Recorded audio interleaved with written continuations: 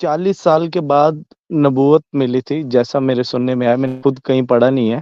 اور تو 40 سال مطلب اگر ایج کی بات کریں، 18 سال یا 20 سال میں ہم میچور ہو جاتے ہیں، پوری سمجھ ہو جاتی ہے، تو اللہ تعالیٰ نے ان کے لیے 40 سال ہی کیوں چنے، اتنی بڑی ایج کیوں چنی؟ اگر کوئی ہندو بنا مورتی پوجا کے یا بنا کوئی ایسی جس میں شرک نظر آتا ہو وہ سب نہ کرے اور سیدھا ایک رب کی عبادت کرے یا ایک رب کی پوجا پاٹ کرے بنا کسی مورتی کے، تو کیا پھر وہ جنت میں جائے گا یا نہیں؟ اگر یونیورس کی بات کریں، پوری انترکش کی میں بات کروں تو یہ کافی بڑا ہے، جیسے سائنس کہتی ہے، جیسے قرآن میں لکھا ہے یا اور کہیں بھی مینشن کیا ہوا ہے الگ الگ دھرموں میں۔ تو اتنا بڑا یونیورس بنانے کی اللہ تعالیٰ کو مطلب کہ کیا ضرورت تھی؟ وہ کیا ثابت کرنا چاہتے تھے یا کیا دکھانا چاہتے تھے؟ کیونکہ ہم ادھر بھی تو ہمیں وہ سب کچھ وہ دے رہے ہیں، ٹھیک ہے، کھانا پانی ایک بات کپڑا بتائیں سب۔ کہ اگر آپ کو یہ کوشچن پتہ نہیں مجھے کرنا چاہیے یا نہیں، لیکن ذہن میں آتا ہے کہ مان لو میں نے جیسے واش روم کیا تو اس کے بعد میں صاف ہو گیا، اس کے بعد میں بالکل کلیئر ہو گیا، لیکن جو واش روم اس کے بعد بھی میری باڈی کے اندر ہے، تو باڈی آلریڈی ناپاک تو چل رہی ہے، کنٹینیو ناپاک چل رہی ہے باڈی۔ وہ صرف باہر آیا اور میں نے اس کو واش کیا، جو مل موتر جو ٹوائلٹ ہے وہ انسان آلریڈی کے میری جسم باڈی کے اندر کچھ ہے کہ غیر اللہ کا پرساد آپ نہیں کھا سکتے، وہ آپ کے لیے حرام ہے۔ تو جی یہ حرام اللہ تعالیٰ نے خود فرمایا ہے یا ہم جیسے لوگوں نے یا مفتی صاحب نے فرمایا کہ یہ حرام ہے؟ لیکن سب سے زیادہ ظلم جو ہو رہا ہے اس ٹائم پہ مسلمانوں کے اوپر، میں کہہ سکتا ہوں جیسے سب سے بڑی بات وہ اسرائیل فلسطین کی ہے۔ میں یہ کہنا چاہتا ہوں کہ میں نے اللہ تعالیٰ کو مان لیا، میں نبی پاک محمد صلی اللہ علیہ تعالیٰ علیہ وسلم پر ایمان لے آیا، میں اسلام میں نے قبول کر لیا، اس کے بعد میں کون سے فرقے میں جاؤں؟ تقریباً میرے سارے سوال جو ختم ہو چکے ہیں میں نے تو آپ نے کہا کہ میں اسلام قبول کروں گا، کوئی صاحب ہیں یہ کہہ رہے ہیں اسلام قبول کر لوں گا، 3-4 سوال۔ جی بھائی، آپ کا جی جو بھائی نام ہے آپ کا وہ ہے منو انمول، جی بولیں۔ جی میری آواز آ رہی ہے آپ کو؟ آ رہی ہے۔ جی بہت سارا پیار آپ سب کو، اور آپ نے مجھے لائف سٹریم میں لیا، بہت شکریہ۔ تو مفتی صاحب میرا سوال تھا یہ کہ محمد صاحب نبی صاحب جو ہیں ہمارے محمد صلی اللہ علیہ تعالیٰ علیہ وسلم، ان کو 40 سال کے بعد نبوت ملی تھی، جیسا میرے سننے میں آیا، میں نے خود کہیں پڑھا نہیں ہے۔ اور تو 40 سال مطلب اگر ایج کی بات کریں، 18 سال یا 20 سال میں ہم میچور ہو جاتے ہیں، پوری سمجھ ہو جاتی ہے، تو اللہ تعالیٰ نے ان کے لیے 40 سال ہی کیوں چنے، اتنی بڑی ایج کیوں چنی؟ دیکھیں، میچورٹی کا آغاز میں آپ یہ تو کہتے ہیں میچور ہو گئے، لیکن یہ میچورٹی کا آغاز ہے، اب یہاں سے ابتدا ہوئی ہے۔ نبوت یا رسالت جو ملتی ہے یہ ایک بہت بڑا منصب ہے، یہ اتنا بڑا منصب ہے کہ اس کی جو ذمہ داری وہ یہ ہے کہ اگر ایک آدمی، مثلا اگر آپ کو میں کہوں کہ for the sake of argument آپ یہ مان لیں کہ اس مرنے کے بعد زندہ ہونا ہے اور اللہ تعالیٰ حساب کرے گا کہ ایمان لے کر آئے تھے یا بغیر ایمان کے مر گئے، اور اس اعتبار سے یہ فیصلہ ہوگا کہ جنت میں جانا ہے یا جہنم میں ہمیشہ ہمیشہ کے لیے جانا ہے۔ اگر میں آپ سے کہوں کہ تھوڑی دیر کے لیے آپ اس کو سچ مان لیجئے، اگر آپ نہیں مانتے ہیں، اور آپ کو یہ پتا ہو کہ اس جنت تک کا راستہ نبی ہی بتائے گا، نبی کے اوپر جو وحی آئے گی اس کے جی ذریعے، تو اب آپ اندازہ لگائیں کہ کتنی بڑی رسپانسبلٹی ہے کہ آپ کی زندگی کا ہمیشہ آپ کو کہاں رہنا ہے، جنت میں جہنم میں، یہ فیصلہ کس بنیاد پر ہوگا کہ وہ جو بندہ ہے کہ جس کے پاس وہی آئی ہے وہ کون ہے۔ تو اب اگر کوئی ہاف میچور یا اس کی میچورٹی کا بھی آغاز ہوا ہے، ایسا بندہ اس رسپانسبلٹی کو صحیح طریقے سے نہیں نبھا سکتا۔ اس لیے نبوت کی جو عمر ہے عام طور سے کیا تقریباً انبیاء علیہ السلام نبی بنے ہیں 40 سال کی عمر میں، یہ اللہ تعالیٰ کا ایک رول ہے۔ کہیں کوئی رول اگر اس نے توڑا ہے تو وہ کسی وجہ سے توڑا ہے، لیکن یہ اس کا ایک رول ہے۔ جب آپ صلی اللہ علیہ وسلم 40 سال کے ہو گئے تو انسان جب 40 سال کا ہوتا ہے تو اس کی میچورٹی اپنے سمجھ لیجئے کہ اپنے پیک پر پہنچ جاتی ہے۔ اب وہ you can't be more mature, جتنا ہو گئے۔ اب آپ کا ڈکلائن تو ہوگا، یعنی اس میچیورٹی میں ڈکلائن ہوگا. مثلاً آپ جو ہے 60 سال تک کے 40 سے 60 سال کی عمر کا جو وقت ہے یہ آپ فلی میچیور ہیں. 60 سال کے بعد اب آپ کی میچیورٹی کے اندر کمی آنی شروع ہوگی, اور یہاں تک کہ جب آپ 70 پار کر جائیں گے, 75 80 سال کے ہو جائیں گے, تو اس کو بولا جاتا ہے ارذل عمر. ارذل عمر کا مطلب یہ ہے کہ ایک آدمی کو اب اس کو سمجھ میں نہیں آ رہا کہ دنیا کے معاملات کیا ہیں الا ماشاء اللہ. تو وہ عمر چاہیے نبی اور رسول کے لیے کہ جس میں میچیورٹی اپنی پیک پر ہو, اس لیے آپ صلی اللہ علیہ وسلم کو 40 سال کی عمر میں نبوت دی گئی. جی کا اشارہ تو مفتی حضرت صاحب قرآن سے بھی ملتا ہے, جہاں آتا ہے نا سورہ آقاف کے اندر آتا ہے غالباً کہ حتی اذا بلغ اشدہ وبلغ 40 سنتن. وبلغ 40 تو سنہ, بالکل حضرت موسیٰ علیہ الصلوۃ والسلام کے تعلق سے کہ حتی اذا بلغ اشدہ, کہ جب وہ اپنی جوانی اور میچیورٹی کے پیک پر پہنچ گئے اور 40 سال کے ہو گئے تو پھر نبوت ملی.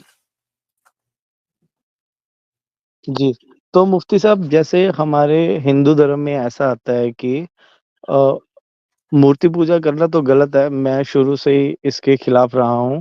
اور لیکن ڈاکٹر ذاکر نائک کی میں نے ایک ویڈیو دیکھی تھی کہ ہماری ایسی ہندو کتابوں میں لکھا ہوا ہے صاف صاف کہ جیسے آپ کہتے ہو کہ اللہ ایک ہے, اللہ کے سوا کوئی معبود نہیں ہے, اور وہ پوری کائنات کو بنانے والا, ہمیں رزق دینے والا, اٹھانے والا, سیم ایسی چیزیں ہماری ہندو کتاب میں لکھی ہوئی ہے. اگر کوئی ہندو بنا مورتی پوجا کے یا بنا کوئی ایسے جس میں شرک نظر آتا ہو وہ سب نہ کرے اور سیدھا ایک رب کی عبادت کرے یا ایک رب کی پوجا پاٹ کرے بنا کسی مورتی کے, تو کیا پھر وہ جنت میں جائے گا یا نہیں؟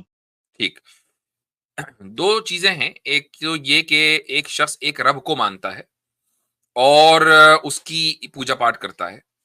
سب سے پہلے سوال یہاں ہوتا ہے کہ وہ پوجا پاٹ کیسے کرتا ہے. مثلا آریہ جی سماج ہے, وہ یہ کہتے ہیں کہ جی ہم ایک رب کو مانتے ہیں. اچھا بھائی آپ پوجا پاٹ کیسے کرتے ہیں؟ آگ جلا کے کرتے ہیں, ہون کریں گے, فلا کریں گے. تو جی لیکن یہ کہ اس کو مانیں گے کہ ہم ایک رب کی پوجا پاٹ کر رہے ہیں. جو جی دوسرا, تو پوجا پاٹ آپ کیسے کر رہے ہیں, یہ طریقہ کس نے بتایا؟ اس رب نے بتایا یا آپ کا یہ اپنا گڑھا ہوا ہے؟ تو پہلا کوشچن تو یہاں پہ ہی آئے گا. دوسرا کوشچن یہ آئے گا کہ اس رب کی آپ نے پوجا پاٹ تو کی, لیکن اس رب نے جو بات کہی آپ اس کو نہیں مان رہے ہیں. اور اس رب نے یہ کہا کہ میرے بھیجے ہوئے کچھ بندے ہیں, ان کے اوپر جو میں نے کلام نازل کیا اس کو ماننا ہے. آپ کہہ رہے ہیں کہ نہیں میں اس کو نہیں مانتا, میں رب کو مانتا ہوں, رب کی نہیں مانتا. تو یہ تو غلط ہے, پھر آپ کو رب کو بھی نہیں مانتے. تو اگر آپ رب کو مانے اور رب کی نہ مانے تو پھر آپ کا ایمان کیسے قبول ہوگا؟ ماننا تو دونوں پڑے گا نا. جی مطلب کہ وہ پھر وہ جنت کے حقدار نہیں ہوں گے. بالکل نہیں ہوں گے. چونکہ آپ یہ کہیں کہ میں نے ایک بات کہی تھی, کوئی صاحب آئے تھے, میں نے کہا بھائی ایک آدمی یہ تو مانتا ہے اپنے باپ کو کہ تو باپ ہے, لیکن باپ کو باپ تو مانتا ہے لیکن باپ کی نہیں مانتا, تو پھر وہ اپنے باپ کا کہاں ہے؟ تو پھر مفتی صاحب بات یہ ہے کہ اگر میں نے یہی کوشچن کیا تھا کہ اگر وہ انسان اس ایک رب کو ایک مان کے ہی اس کو چلتا ہے تو پھر حساب کتاب والے دن وہ کیسا رہے گا؟ مطلب چونکہ وہ اگرچہ شرک پر نہیں مرا لیکن کفر پر مرا ہے. شرک اور کفر میں فرق ہی یہ ہے کہ ایک آدمی نے ٹھیک ہے خدا کے ساتھ شریک نہیں ٹھہرایا, ایک رب کو ایک ہی رب مانا اور اس حال میں مر گیا, لیکن یہ جانتے ہوئے کہ محمد صلی اللہ علیہ وسلم اللہ کے رسول ہیں, یا اس کو کم سے کم یہ بتایا گیا, اگرچہ وہ نہیں جانتا تھا لیکن اس کو معلوم تھا کہ اسلام کیا ہے, رسول اکرم صلی اللہ علیہ وسلم کون ہے, ان کا پیغام کیا ہے, سب کو اس نے ریجیکٹ کر دیا. تو گویا کہ اس نے رب کو مانا, رب کی نہیں مانی. اس لیے شرک تو نہیں کیا لیکن کفر کیا, اور کفر کی سزا بھی جہنم ہے. اور جہنم کے الگ الگ ویریشنز ہیں, درجات ہیں, الگ الگ اس کے لیولز ہیں. مشرک کی جو سزا ہوگی وہ الگ ہوگی, منافق کی, ہپوکریٹ کی, ان المنافقین فی الدرک الاسفل من النار. قرآن نے کہہ دیا کہ منافقین جو ہپوکریٹس ہیں وہ جہنم کے بالکل نچلے طبقے میں ہوں گے, ان کی سزا سب سے زیادہ ہونی ہے. تو اسی طریقے سے کافر کی سزا بھی ہوگی. کافر کی سزا کیا ہوگی ایگزیکٹلی, وہ مشرک سے کمی درجے کی ہوگی لیکن رہے گا وہ بھی ہمیشہ جہنم میں ہی.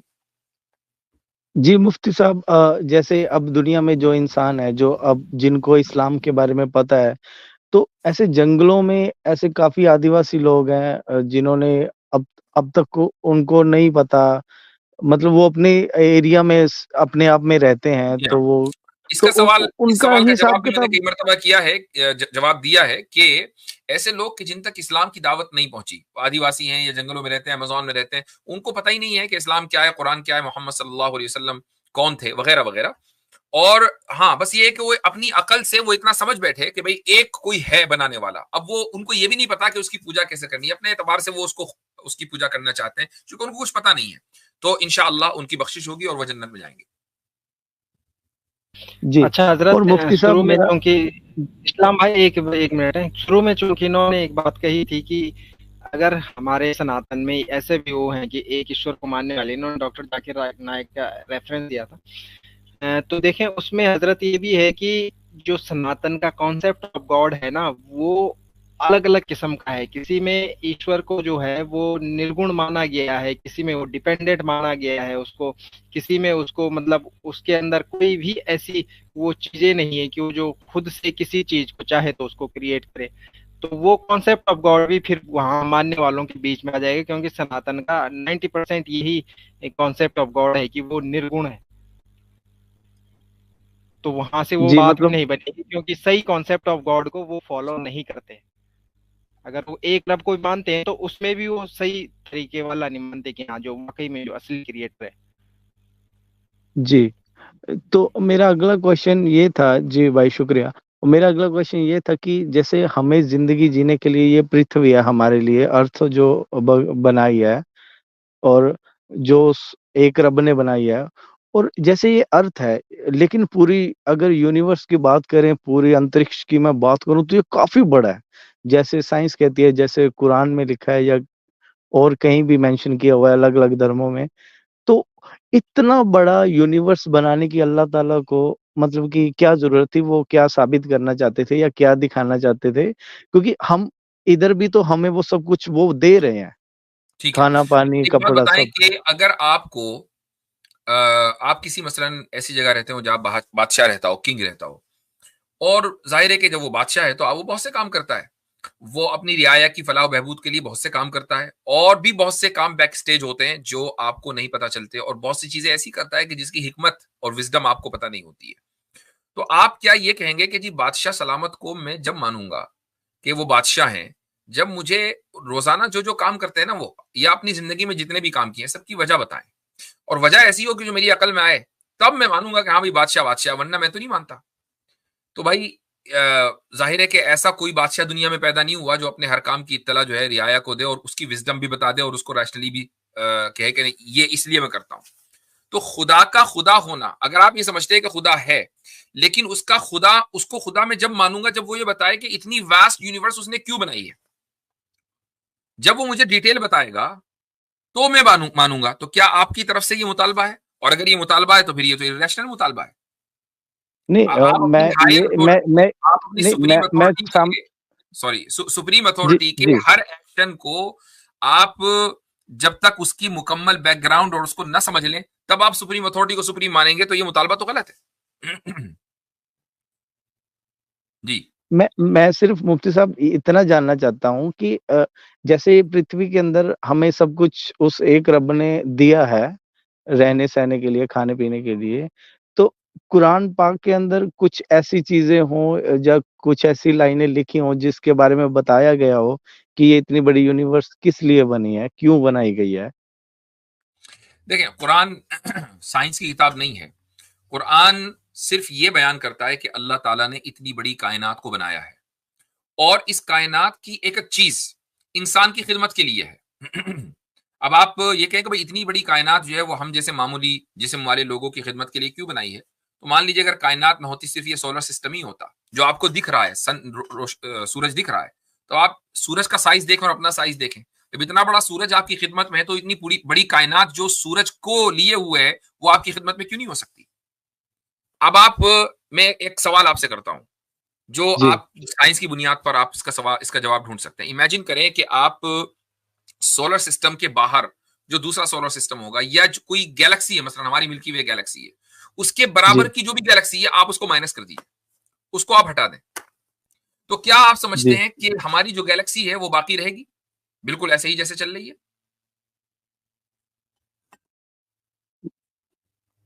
یہ تو سیم ویسے ہی چلتی رہے گی جیسے پروسیس چل رہا ہے اس کا.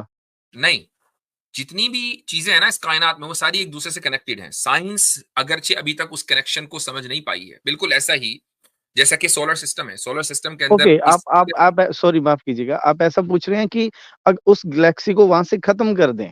ختم کر دیں. اچھا جی، نہیں پھر وہ تو پوسیبل نہیں ہو پائے گا یہاں پہ زندہ تو رہنا، اس کا کیونکہ مطلب یہ ہوا ہم کہ ہر سورج چیز ایک دوسرے سے کنیکٹڈ ہے. یہ پورا ایک جی نظام جی ہے، جی بہت میسو نظام ہے. لیکن ایک چیز کو اللہ تعالیٰ نے اس لیے بنایا کہ وہ دوسرے کو سپورٹ کرے، پھر دونوں مل کر تیسرے کو سپورٹ کرے. اس طریقے سے پورا انفراسٹرکچر ہے. بالکل ایسا ہی جیسا کہ ایک آدمی ایک محل میں رہتا ہے، اکیلا آدمی ہے اور بہت عالی شان محل میں رہتا ہے، کوئی 1,00,000 اسکوائر فٹ کے ایریا میں. تو اب وہ یہ کہے گا کہ محل اگرچہ اس کی ضرورت بظاہر اس کی ضرورت سے زائد ہے، لیکن اس کے باوجود وہ محل جو کھڑا ہے اس کی ایک ایک اینٹ دوسرے کو سپورٹ کر رہی ہے. آپ اس کی ایک دیوار نکالیں گے تو چھت گرے گی، ایک چھت نکالیں گے تو کمرہ گرے گا، ایک کمرہ نکالیں گے تو محل کا حسن خراب ہو جائے گا. لیکن اگر جی آپ یہ کہیں کہ یار مجھے تو میرے ایک کمرے کی ضرورت ہے، مجھے اتنے محل چاہیے کیوں، وہ ایک الگ بات ہے. لیکن اس محل کی ایک ایک اینٹ دوسرے کو سپورٹ کر رہی ہے، تبھی وہ محل کھڑا ہے. جی مفتی صاحب، میں یہ کہنا چاہتا ہوں کہ میں نے اللہ تعالیٰ کو مان لیا، میں نبی پاک محمد صلی اللہ علیہ تعالیٰ علیہ وسلم پر ایمان لے آیا، میں اسلام میں نے قبول کر لیا. اس کے بعد میں کون سے فرقے میں جاؤں؟ کیونکہ نبی صاحب نے، میں نے ایسا کہیں پڑھا نہیں ہے، سننے میں ایسا ہی آیا ہے کہ 73 فرقے جو کہے ہیں نبی صاحب نے، ان میں سے ایک فرقہ جنتی ہوگا، قیامت تک 73 ہو جائیں گے. اگر میں یہ سب کچھ کر لیتا ہوں تو میں پھر کون سے فرقے میں انٹر کروں کہ میں جنتی ہو جاؤں، اگر میں سارے رول فالو کرتا آ رہا ہوں نبی صاحب کے جو قرآن پاک میں انہوں نے بتایا، جو ان کی حدیثیں ہیں؟ آپ کو کسی بھی فرقے میں جانے کی ضرورت نہیں ہے. سورہ یہ حج میں یہ سوال بات میرے نہیں. لیے بہت زیادہ اہم ہے اسلام ٹھیک میں ہے، آنے کے میں لیے. وہی کہہ رہا ہوں کہ قرآن کریم میں سورہ حج میں اللہ تعالیٰ فرماتا ہے حضرت ابراہیم کے تعلق سے کہ ہوا سماکم المسلمین، کہ ابراہیم نے تمہارا نام مسلمان رکھا ہے. تو تمہارا نام شیعہ سنی دیوبندی بریلوی وہابی نہیں رکھا ہے، اس نے تمہارا نام مسلمان رکھا ہے.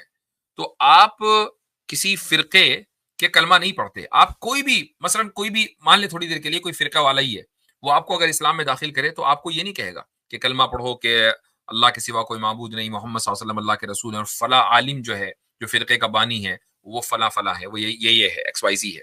کوئی ایسا کلمہ آپ کو نہیں پڑھاتا. کلمہ یہ ہے کہ اللہ کے سوا کوئی معبود نہیں، رسول اکرم صلی اللہ علیہ وسلم اللہ کے رسول ہیں، اور آپ مسلمان ہو جاتے ہیں. اسلام قبول جی کرنے کے لیے کسی فرقے میں داخل ہونا قطعاً کوئی ضروری نہیں ہے. ہاں جو چیز ضروری ہے وہ یہ کہ آپ کی جو زندگی ہے وہ قرآن کے مطابق ہو اور رسول اکرم صلی اللہ علیہ وسلم کی سنت کے مطابق ہو. ٹھیک ہے، جی اگر آپ اس جی کو فرقہ کہتے ہیں، رسول اکرم صلی اللہ علیہ وسلم نے فرمایا کہ وہ جو فرقہ نجات پائے گا وہ ہے ما انا علیہ و اصحابی، کہ وہ فرقہ کہ جس پر، فرقہ نہیں بلکہ وہ راستہ کہ جس پر میں ہوں اور میرے صحابہ ہیں، قرآن و سنت کا راستہ. اگر اس راستے سے کوئی ہٹا ہوا ہے تو وہ فرقہ ناجیہ نہیں، یعنی وہ سیوڈ سیکٹ نہیں ہے. ظاہر ہے کہ اس کو سزا ملے گی، لیکن وہ سزا ہمیشہ ہمیشہ کی جہنم نہیں ہوگی، بلکہ چونکہ وہ بھی مسلمان ہے تو ہو سکتا ہے کہ اللہ تعالیٰ اس کو سزا دے، اس کے خیالات کی وجہ سے ان لوگوں کو کچھ دن کے لیے سزا دے اور اس کے بعد ان کو جنت میں بھیج دے. لیکن اصل جو چیز ہے وہ یہ ہے کہ آپ یہ نیت کریں کہ میں اسلام میں داخل ہونے کے بعد جس چیز کو مانوں گا وہ ہے ڈائریکٹ قرآن اور سنت. قرآن اور سنت کے اوپر مجھے چلنا ہے، اس کے علاوہ مجھے کسی اور چیز کے اوپر نہیں چلنا. جی جیسے یہ کہتے ہیں کہ 4 امام جیسے تھے اسلام میں، نبی پاک کے جو چاروں حدیثیں لکھنے. امام میں کوئی بھی فرقہ نہیں ہے، یعنی کوئی ایک امام بھی دوسرے کو غلط نہیں کہتا کہ بھائی اس کے پیچھے اگر نماز پڑھی تو نماز نہیں ہوگی. مثلا 4 اسکولز آف تھاٹ ہیں، حنفی، شافعی، حنبلی اور مالکی. تو اب شافعی یہ نہیں کہے گا کہ اگر حنفی کے پیچھے نماز پڑھ لی تو نماز نہیں ہوگی. حنفی یہ نہیں کہتا کہ مالکی کے پیچھے نماز پڑھ لی. ہم لوگ حج پہ جاتے ہیں، عمرے پہ جاتے ہیں، وہاں سارے جو امام حرم میں موجود ہیں مکہ اور مدینہ میں، وہ سارے کے سارے حنبلی ہیں. ہم نماز انہی کے پیچھے پڑھتے ہیں. ایک عالم بھی یہ نہیں کہتا کہ بھائی حنفی ہونا چاہیے. حنفی عالم یہ نہیں کہتا یا کہ ان کے پیچھے نماز نہیں ہونی چاہیے، نماز نہیں ہوگی. نماز ہمیں اتنا ہی ثواب ملتا ہے کہ جتنا ثواب وہاں حنبلیوں کو ملتا ہے. تو کہنے کا مقصد یہ ہے کہ ہاں اگر کوئی آدمی یہ کہہ رہا ہے کہ بھائی نہیں فلاں مسلمان کے پیچھے نماز نہ پڑھو، فلاں آدمی کے پیچھے نماز نہ پڑھو، تو وہ ظاہر ہے کہ آپ کو توڑنا چاہتا ہے. لیکن جو لوگ جوڑنے کی بات کر رہے ہیں تو آپ ان کے طریقے پر چلیں، وہی قرآن و سنت کے راستے پر ہیں. مفتی صاحب بڑا زبردست پوائنٹ ایڈ کیا. میں یہاں پہ بھائی ایک اور چیز ایڈ کرنا چاہ رہا ہوں. جب اپنے فرقے کے حوالے سے سوال کیا تو میرے ذہن میں یہ بات آئی تھی، یہ 4 جو ہے اسکول آف تھاٹ سے ان کا نام آئے گا، شاید ان کا نام آپ لیں گے، اور ایسا ہی ہوا ہے۔ اس کی وجہ یہ ہے آپ نے جو حدیث کوٹ کی ہے، سب سے پہلے آپ کو یہ پتہ ہونا چاہیے کہ بھئی وہ حدیث آج کے دور میں اپلیکیبل ہے یا نہیں ہے۔ آپ کو کیسے پتہ چلا کہ آج کے دور میں 73 فرقے بن گئے ہیں؟ یہ اپنی ایزمپشن ہے آپ کی۔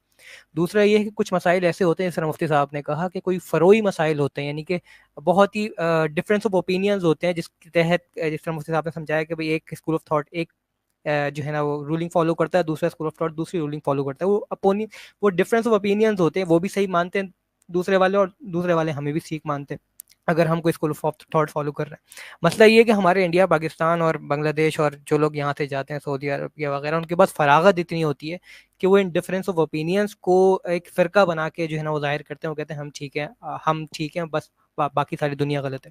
تو اس چیز کے اوپر زیادہ فوکس نہ کریں، جو بات مفتی صاحب نے سمجھائی ہے میرے خیال سے that's enough to be understood انشاءاللہ۔ جی ہاں، جی تو ایک مان لیجیے آپ اسلام قبول کرنے کے بعد حنفی نہیں شافی بننا چاہتے ہیں، شافی بن جائے، کوئی مسئلہ نہیں ہے۔ تو مفتی صاحب شکریہ، ایک چھوٹا سا کوشچن تھا جو میں کر دوں تو بڑھیا رہے گا۔ تو جی وہ یہ ہے کہ جیسے نماز پڑھنے کے لیے جیسے ہمارے منہ ہاتھ دھونا ایسا کہتے ہیں، اور اپنا ہاتھ منہ دھونا، نہا لینا، تو نماز پڑھنے کے لیے بھی جیسے مسلم بھائی، جب میں ویڈیوز دیکھتا ہوں، پاک صاف ہونا جسے وہ بنانا کہتے ہیں، وضو، جی جی جی، وضو بنانا، اور وہ کہتے ہیں کہ اپنے باڈی کو پورا صاف کر لینا، اور جو ناپاکی ہے، جو لیٹرنگ باتھ روم ٹوائلٹ وغیرہ ہیں، وہ صاف ہو جائے۔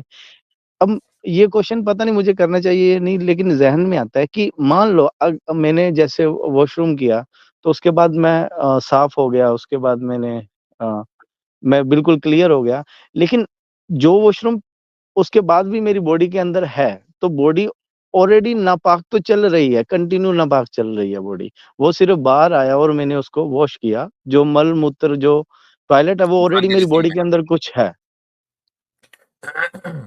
دیکھیں ایسا ہے کہ خدا نے ہمیں ان چیزوں کا پابند بنایا ہے کہ جو ہمارے بس میں ہے۔ اپنے جسم کے اندر کی غلاظت کو مکمل طریقے سے صاف کر دینا پاسبل ہی نہیں ہے۔ چلیں ٹھیک ہے، آپ نے جو جسم کا ویسٹ ہے وہ نکال دیا، آپ نمبر 1 نمبر 2 دونوں سے فارغ ہو گئے۔ خون کا کیا کریں گے بھائی؟ جو رننگ بلڈ ہے وہ بھی ناپاک ہے، اگرچہ وہ ہمارے سروائیول کے لیے بنیادی ضرورت ہے، لیکن وہ ناپاک ہے۔ تو قرآن اللہ تعالیٰ اس کا پابند نہیں بناتا کہ آپ کے اندر کی جو غلاظت ہے، یعنی جو اندر جسم کے اندر موجود ہے، فزیکل جو ہے، جو اندر موجود ہے، اس کو بھی نکال دو، وہ پاسبل نہیں ہے۔ جو گندگی باہر جسم کے اوپر لگی ہوئی ہے یا گندگی نکلی ہے، اس کے بعد پاک صفائی، چونکہ صفائی باہر کے جسم کی ہوتی ہے، اندر کی نہیں ہوتی۔ ہاں اگر یہ ہوتا کہ نہیں جسم کے اندر کو صاف کرنا ہے، نہاؤ، اتنا نہاؤ، اور وہ نہاؤ اس طرح کی کلی کرتے رہو، 100-200 بالٹیاں کلی کرو تاکہ اندر کا جسم صاف ہو جائے، تو پھر آپ یہ سوال کریں گے کہ بھائی یہ تو صاف ہو ہی نہیں سکتا، اندر خون ہے، غلاظت ہے، کیسے صاف ہوگا؟ بھائی جب آپ کو صفائی کا حکم باہر دیا جا رہا ہے، باہر جسم کو صاف کرنے کا حکم دیا جا رہا ہے، تو گندگی بھی تو وہی ہوگی نا، اسی گندگی کا اعتبار ہوگا جو باہر جسم کے اوپر لگی ہوئی ہے، اندر کی گندگی کا اعتبار نہیں ہوگا، چونکہ وہ پاسبل نہیں ہے کہ اس کو صاف کیا جا سکے۔ اور وہ جی اندر کی مفتی گندگی صاحب، بھی جب جسم سے باہر آتی ہے تو اس کو بھی صاف کرنے کا حکم ہے، جیسے خون وغیرہ۔ رائٹ جی، اور مفتی جی صاحب جیسے غیر اللہ کا پرساد لینا، یا ان کے یہاں غیر اللہ کی، جیسے اسلام میں ایسا کہا جاتا ہے کہ غیر اللہ کا پرساد آپ نہیں کھا سکتے، وہ آپ کے لیے حرام ہے، تو جی یہ حرام اللہ تعالیٰ نے خود فرمایا ہے، یا ہم جیسے لوگوں نے یا مفتی صاحب نے فرمایا کہ یہ حرام ہے؟ اگر یہ انسانوں نے فرمایا ہے کہ یہ ہمارے لیے حرام ہے، تو میں یہ مانتا ہوں کہ ایک مسلم ہے جو ایک خدا میں مانتا ہے، وہ پراپر مسلم ہے، ایمان والا ہے، اس کے اللہ تعالیٰ نے زمین میں سے بیج بویا، اس کے اللہ تعالیٰ کی کرپا سے یا رحمت سے وہ اناج پیدا ہوا، اسی کا ہی پانی، سب کچھ اس اللہ کا، کسی کا نام لے دینے سے وہ حرام کیسے ہو گئی؟ کیونکہ وہ مسلم بھائی کا تو سب کچھ اس اللہ کا ہی ہے نا۔ جی ہاں، اچھا سوال ہے۔ آپ کا پہلا سوال یہ تھا کہ یہ کس نے کہا؟ یہ اللہ تعالیٰ نے خود کہا ہے۔ اللہ تعالیٰ فرماتا ہے کہ وَلَا تَأْكُلُوا مِمَّا لَمْ يُذْكَرِ اسْمُ اللَّهِ عَلَيْهِ وَإِنَّهُ لَفِسْقٌ۔ سورہ انعام میں یہ کہتا ہے کہ وہ مت کھاؤ کہ جس پر اللہ کا نام نہیں لیا گیا، یہ ٹرانسگریشن ہے، یہ گناہ ہے، وَإِنَّهُ لَفِسْقٌ۔ اچھا اس میں اب آ جائیں پرساد وغیرہ کے اوپر اور جو غیر اللہ کے نام کے اوپر جو چڑھاوے چڑھائے جاتے ہیں، وہ کیوں چڑھائے جاتے ہیں؟ پرساد کیوں چڑھایا گیا؟ پرساد اس لیے چڑھایا گیا نا کہ بت کو رسپیکٹ کی گئی، چڑھایا گیا بت کی رسپیکٹ کے لیے، رائٹ؟ تو جی جی جب بت کا کوئی پوزیشن اسلام میں ہے ہی نہیں، بت پرستی حرام ہے، بت رکھنا حرام ہے، یہ آئیڈیالوجی غلط ہے، تو اس چیز سے ایسوسیٹڈ جو بھی چیزوں کی وہ غلط ہوگی، انکلوڈنگ پرساد۔ قرآن کریم میں ایک آیت ہے کہ ما جعل اللہ من بحیرۃ ولا سائبۃ ولا وصیلۃ ولا حام ولکن الذین کفروا یفترون علی اللہ الکذب واکثرهم لا یعقلون، سورہ مائدہ میں۔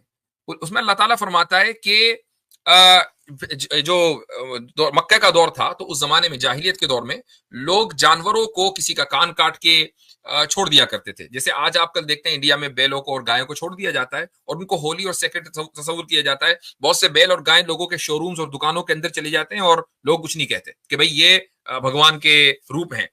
تو اللہ تعالیٰ یہ فرما رہا ہے کہ اللہ تعالیٰ نے ایسا کوئی حکم نہیں دیا، وَلَكِنَّ الَّذِينَ كَفَرُوا يَفْتَرُونَ عَلَى اللَّهِ الْكَذِبَ، یہ جھوٹ ہے جو اللہ تعالیٰ کے اوپر یہ لوگ باندھتے ہیں۔ تو اس سے یہ ثابت ہوا کہ اگر آپ پرساد کھا رہے ہیں تو یہ وہ کھانا ہے کہ جو بت کی تعظیم کے لیے، اس کو آنر اور رسپیکٹ کے لیے چڑھایا گیا تھا، اور بت کی کوئی تعظیم اسلام میں نہیں ہے۔ جی جی مفتی صاحب، ایک میں سوال ہے وہ مسلم بھائیوں کے میرے بھائی لیے اب ہے سوال۔ کافی آپ نے 3-4 سوال کی بات کی تھی، کافی تاخیر ہو گئی ہے۔ چھوٹا سا جی سوال ہے، جی اور کیونکہ میں آپ جو بھی آنسر دے رہے ہیں میں اس میں سے کوئی کوشچن نکال نہیں رہا، کیونکہ میں سامنے والے کی بات کو سمجھتا ہوں۔ ٹھیک۔ اور جی، اور یہ سوال ہے کہ اللہ تعالیٰ ہی مطلب یہ کہہ سکتے ہیں کہ ایک ہی خدا ہے، ایک ہی رب ہے جس کی عبادت سب کرتے ہیں، اور مسلم ہی ہے جو پرفیکٹ اللہ تعالیٰ کے قریب ہیں، باقی سب غیر مسلم ہیں، وہ جہنمی ہیں۔ لیکن مسلم اپنی نماز پڑھتے ہیں، اپنی اس رب کی عبادت کرتے ہیں، پھر بھی میں اگر دیکھتا ہوں ایک انسانیت کے ناطے، ایسا نہیں مجھے دکھ ہوئے، چاہے وہ ہندو ہے، چاہے وہ سکھ ہے، چاہے عیسائی ہے، چاہے مسلم ہے، کسی کے اوپر غلط ہو رہا ہے تو وہ مجھے دکھ ہوگا۔ اور لیکن ابھی بھی میں دیکھتا ہوں، کیونکہ میں سوشل میڈیا پہ اسلامک ویڈیوز دیکھتا رہتا ہوں، آپ کی اس ٹیم میں دیکھتا رہتا ہوں، لیکن سب سے زیادہ ظلم جو ہو رہا ہے اس ٹائم پہ مسلمانوں کے اوپر، میں کہہ سکتا ہوں جیسے سب سے بڑی بات وہ اسرائیل فلسطین کی ہے۔ ابھی بھی ہمارے انڈیا میں جو میں ہندو ہوں نہیں، مطلب پیدا ہوا ہوں یہ کہہ سکتے ہو، تو میرے کو بڑا لگتا ہے کہ انسانیت نہیں، آپ کا کے نام سوال یہ پہ ہے نا کہ بھئی مسلمان اگر اللہ تعالیٰ کے قریب ہے تو ان پر ظلم کیوں ہو رہا ہے؟ بہت زیادہ، مطلب کہ ہاں یہی 100% یہی کوشچن ہے میرا۔ دیکھیں صرف حضرت کسی کے کہہ دینے سے کہ جی میں مسلمان ہوں وہ اللہ تعالیٰ کے قریب نہیں ہو جاتا۔ ہاں، سارا مسئلہ یہ ہے کہ اس پوری امت مسلمہ میں، یعنی پوری جو مسلمانوں کی تعداد ہے اس میں اسلام کے اوپر عمل کرنے والے کتنے ہیں؟ اسلام کے اوپر عمل کرنے والے مشکل سے 2% بھی نہیں ہوں۔ تو اگر یہ بات ہے تو پھر ظاہر ہے کہ ظلم تو ہوگا، چونکہ اگر آپ کے پاس کوئی ایسا نظام ہے کہ جو نظام آپ کو ظلم سے بچا سکتا ہے بلکہ دنیا کو ظلم سے پاک کر سکتا ہے، اس نظام کو آپ الماری میں رکھ دیں اور اس کو لپیٹ کے رکھ دیں اور اس کو اپنی زندگی میں نہ لے کر آئیں، تو پھر یہ نہیں کہا جائے گا کہ بھئی ظلم کیوں ہو رہا ہے بھائی ہمارے اوپر، تو ظلم تو ہوگا۔ اس نظام کو تو آپ نے چھوڑ دیا۔ ایک مثال دے دیتا ہوں، مثلا اگر آپ یہ کہیں کہ امریکہ اس وقت سپر پاور ہے، کیوں سپر پاور ہے؟ بھائی اس کے پاس زبردست کمپنیاں ہیں، billions of trillions of dollars ہیں، زبردست آرمی ہے، ویپنز ہیں، یہ ساری چیزیں ہیں۔ اب کوئی امریکہ کا پریزیڈنٹ آئے اور وہ ان ساری چیزوں کو، عاطف بھائی ذرا سا میوٹ کر لیجیے، میوٹ کر لیجیے عاطف بھائی، تو وہ سارے چیزوں کو میوٹ کر کے رکھ، ساری چیزوں کو میوٹ کی صحیح میں آ رہا ہے، ساری چیزوں کو لپیٹ کر رکھ دے، بلکہ بات سے یہ میوٹ کر دے، اپنی آرمی کو میوٹ کر دے، اپنے نظام کو میوٹ کر دے، کمپنیوں کو ختم کر دے، ہر چیز کو ختم کر دے وہ، اور کہ بھائی ہمارے اوپر پتہ نہیں کیوں میکسیکو چڑھائی کر رہا ہے، پتہ نہیں کیوں کینیڈا نے ہماری جو ہے بینڈ بجا رکھی ہے، تو پھر وہ obviously بات ہے کہ وہ شکایت اگر کرے گا بھی تو اس کی شکایت حق بجانب نہیں ہوگی۔ بھائی تمہارے پاس پورا نظام ہے جس کے ذریعے تم چودھری بنے ہوئے تھے اور آئندہ بھی بن سکتے ہو، تو تم نے اس کو ہٹا کیوں دیا؟ تو اللہ تعالیٰ نے مسلمانوں کو ایک نظام دیا ہے۔ یہ تو امریکہ کی مثال تو ایک نیگیٹو مثال ہے، میں ایک پازیٹو مثال دے رہا ہوں کہ وہ نظام ایسا ہے کہ جس سے نہ صرف یہ کہ آپ ظلم سے بچیں گے بلکہ ظالم کا ہاتھ روکیں گے، اور ظالم کا ہاتھ ظلم سے روکیں گے، دنیا کو ظلم سے پاک کریں گے اور انصاف اس دنیا کے اندر بھریں گے. تو جب یہ نظام آپ کے پاس ہے اور اس پر عمل کرنے والے 2% بھی نہیں ہے، تو پھر اگر آپ یہ دیکھتے ہیں کہ مسلمانوں پر ظلم ہو رہا ہے تو اس میں ان کی یہ غلطی تو ہے. جی مان لو کہ اگر کوئی انسان آج کے ٹائم پہ آج مان لو اس نے اسلام قبول کر لیا، تو شروع سے پہلے تو وہ غیر مسلم کہلائے گا، پہلے وہ غیر مسلم تھا، اس کے بہت سے گناہ ہوں گے. مان لو میری بات کر لیتے ہیں، میرے بہت سے گناہ ہیں پیچھے، اور آج میں نے گناہوں اسلام کی میرے قبول بھائی کر دو لیا. قسمیں ہیں. اور کچھ گناہ پلیز وہ سن ہیں، لیجئے، میں پلیز سمجھ گیا پلیز پوری بات. جی مجھے اب میں جلدی یہ کہہ کرنا رہا ہوں کہ دو دن بعد میں چلا جاتا ہوں اس دنیا سے. ہے. گناہ میرے مان لو اب میں ہوں جیسے 30 ایئرس اولڈ ہوں، میں اب 30 سال گناہ کر کے 15 سال گناہ کر کے 2 دن بعد میں چلا جاتا ہوں دنیا سے. آج اسلام قبول کر لیا تو میرے گناہ تو بہت زیادہ ہوں گے، اور نیکیاں اگر میں نے کی ہوں گی تو 2 دن کی. ٹھیک، تو اس کا جواب میں دے رہا تھا، میں آپ کا سوال سمجھ گیا تھا. گناہ دو طرح کے ہیں. ایک گناہ وہ ہیں کہ جن کو آپ کہہ سکتے ہیں کہ violation of the rights of God, خدا کے حقوق کی خلاف ورزی، اس کی عبادت نہیں کی، جھوٹ بولا، زنا کیا وغیرہ وغیرہ. کچھ گناہ وہ ہیں کہ جو بندوں کے حقوق سے متعلق ہیں. آپ نے اسلام قبول کیا تو جیسے ہی اسلام قبول کیا، خدا نے اپنے سارے گناہ جو اس کے حق میں کیے گئے تھے وہ سارے گناہ معاف کر دیے. سمجھ گئے آپ؟ اب رہ گئے بندوں کے حق میں جو گناہ آپ نے کیے ہیں، کسی کا حق مارا ہے، کسی کی چوری کی ہے، کسی کے پیسے مار لیے، کسی کو لوٹ لیا، رشوت لے لی. یہ ساری چیزیں ایسی ہیں کہ جو پھر اب آپ کی ذمہ داری ہے کہ آپ ان حقوق کو، اگر آپ کو یاد آ رہا ہے کہ یار میں نے فلاں جگہ چوری کی تھی، واپس کرو. فلاں آدمی سے مال لے لیا تھا زبردستی، اس کو واپس کرو. کوئی مالی حق ہے وہ واپس کر دیا جائے. تو یہ سمجھ لیجئے کہ تب آپ جو ہے وہ مکمل کلین ہوں گے. اب اگر آپ یہ کہیں کہ یار میرے گناہ تو 20 سال کے تھے یا 40 سال کے تھے اور میں نے جو ہے اسلام قبول کیا اور 2 دن میں آگے چلا گیا تو میرے تو سارا یہ تو زبردست ہے. بالکل ایسا ہی ہے. اس کی وجہ یہ ہے، اس کو ایک مثال سے میں آپ کو سمجھاتا ہوں. امیجن کریں کہ جی آپ 20 سال کے ہیں اور 20 سال تک آپ نے اپنے گھر میں پرورش پائی. آپ غریب، مثلا for the sake of argument, ایک غریب گھرانے میں آپ پیدا ہوئے، آپ کے پاس کھانے کو نہیں تھا وغیرہ وغیرہ. آپ کے کوئی رائٹس ایسے نہیں تھے، بس جو سب کو ملتے ہیں وہ آپ کو ملے، اور ایک غربت والی زندگی آپ نے گزاری. اور پھر ہوا یہ کہ آپ کا آرمی میں سلیکشن ہو گیا اور 2 دن کے بعد آپ جنگ میں شہید بھی ہو گئے یا آپ ویسے ہی اپنی موت پر گئے. تو یہ جو جی آرمی میں سلیکشن ہونے کے 2 دن کے بعد آپ کی موت آئی ہے، تو لوگ یہ نہیں کہیں گے کہ یار یہ 20 سال تک تو سویلین رہا، 2 دن میں آرمی میں آیا اور اس کو آرمی کا پروٹوکول کیوں دیں ہم؟ پروٹوکول تو ملے گا، چاہے آپ 2 دن پرانے ہو آرمی میں کہ 100 دن پرانے ہو. جی تو اسلام میں داخل ہونے کے بعد پہلا پروٹوکول یہ ہے کہ آپ کے سارے گناہ پرانے ہیں، معاف ہیں. جب آپ سویلین تھے وہ سارے گناہ معاف. اب جیسے ہی اب آپ اسلام میں داخل ہوئے، وہ آپ کو جو پروٹوکول ملے گا اس کی بنیاد وہ یہ ہے کہ آپ کو جنت میں انشاءاللہ داخلہ ملے گا اگر آپ ایمان کی حالت میں مر گئے. اسی لمحے مرے کہ 2 دن کے بعد مرے کہ 100 دن کے بعد مرے، یہ پروٹوکول ملنا ہے. جی مفتی صاحب، تقریباً میرے سارے سوال جو ختم ہو چکے ہیں، میں نے لکھ کے رکھے ہوئے تھے فون کے اندر، دوسرے فون کے اندر، جی تاکہ میں بھول نہ جاؤں. تو آپ نے کہا کہ میں اسلام قبول کروں گا. جی جی جو میں نے کہا تھا، کیونکہ یہ سوال کو جواب مجھے آس پاس میں کئی ایریا میں ملے نہیں. میں کافی مولانا سے ملا بھی ہوں اپنے ایریا میں، ڈر کے ملا ہوں کیونکہ ہمارے یہاں پھر وہ صحیح نہیں رہے گا، سب کو پتہ چلے کہ میں کیا کر رہا ہوں. تو مجھے تو شروع سے تھا کہ میں نے اس رب کو پانا ہے جو سب سے بیسٹ ہے. قرآن میں نے کافی پڑھی تو نہیں ہے، لیکن ویڈیوز میں ڈاکٹر ذاکر نائک کی ویڈیوز میں نے زیادہ دیکھتا ہوں. پتہ چلتا ہے کہ قرآن جو ہے وہ ایک رب کے کافی قریب ہے. تو یہ سوالوں کے جواب آپ سے ملے ہیں وہ پرفیکٹ ملے ہیں مجھے، کیونکہ باقیوں سے میں نے بات کی، وہ بات تھوڑی گھما دیتے تھے، ٹائم پاس جا کر جاتے تھے. تو جی مجھے کافی کلیئر ہوا اسلام کے بارے میں. تو جی جیسے میں نے بالکل کہا تھا کہ میں اسلام قبول کروں گا، اور میں ریڈی ہوں اسلام قبول کرنے کے لیے. ماشاءاللہ. تو زبردست. تو چلیں جی پھر کلمہ پڑھیں اگر آپ ریڈی ہیں. ماشاءاللہ کہیے اشہدو اللہ اللہ الہ الہ الہ الہ الا اللہ الا اللہ واشہد واشہد ان ان محمدن محمدن عبدہ عبدو ورسولہ. ورسولو. اللہ اکبر. میں گواہی دیتا ہوں میں گواہی دیتا ہوں کہ اللہ کے سوا کہ اللہ کے سوا کوئی لائق عبادت نہیں ہے، کوئی لائق عبادت نہیں ہے، اور میں گواہی دیتا ہوں اور میں گواہی دیتا ہوں کہ محمد صلی اللہ علیہ وسلم محمد صلی اللہ علیہ وسلم اللہ کے رسول اور اس کے بندے ہیں۔ اللہ کے رسول اس کے اور اس کے بندے ہیں۔ ماشاء اللہ، ویلکم ٹو اسلام، اور اللہ تعالیٰ آپ کو ثابت قدم رکھے، آپ کو جمائے رکھے اسلام کے اوپر، آپ کے اس ایفرٹ کو قبول کرے اور آپ کو دین کی، قرآن کی، سنت کی سمجھ دے اور ایک اچھا سچا پکا مسلمان بنائے۔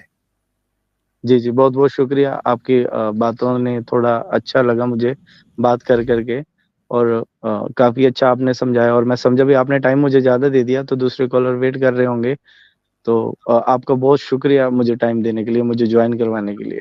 چلیں جی، جزاکم اللہ خیرن، بارک اللہ فیکم۔